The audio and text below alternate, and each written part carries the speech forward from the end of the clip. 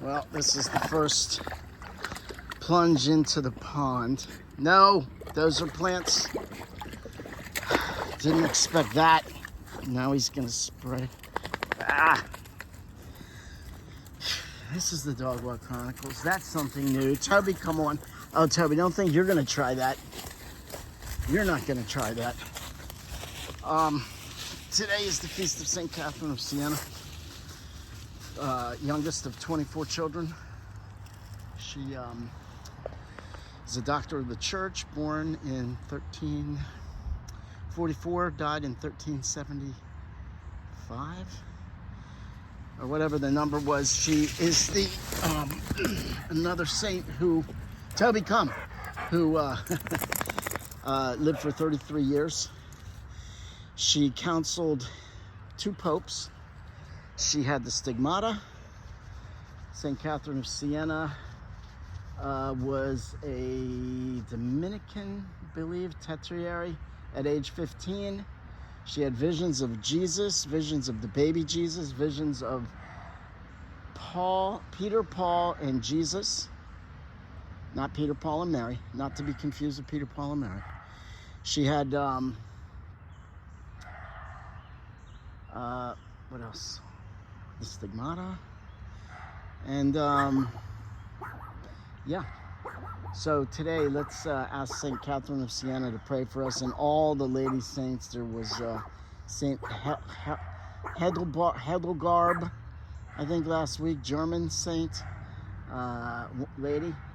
I don't remember the others, some of the others, but let's ask all the saints to pray for us, particularly for the lady saints, to pray for women, particularly voters today in the United States. I've said it before, it seems obvious that there is a large percentage of women who vote on the issue of abortion, which, you know, makes sense, since they're the ones who, if they want it, they want it. But there is a good way to not get pregnant, and basically that's to not have sex. If you don't want to have, don't drive drunk and then complain that you had a car accident. This isn't complicated. Men and women have been playing this game since the first primate. So let's ask St. Catherine to guide and give counsel and wisdom. Toby, come, to all women. Ask all the saints to help guide this country back to being a moral country, and the true way we know our morals are working correctly is if they are aligned to, well, basically the catechism, but if they're aligned to the teaching of the church, because God is the one who created this show, and so he knows how it's supposed to work. If we're following what he wants, then we're following the plan. If you follow the plan, if you use a car to drive, it works well. If you try to take bread and turn it into toast, that's not going to work well.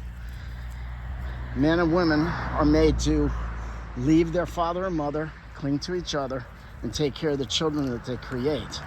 It doesn't say leave your father and mother and go out and just have, get your jollies, get your kicks on. It's not what we were created for.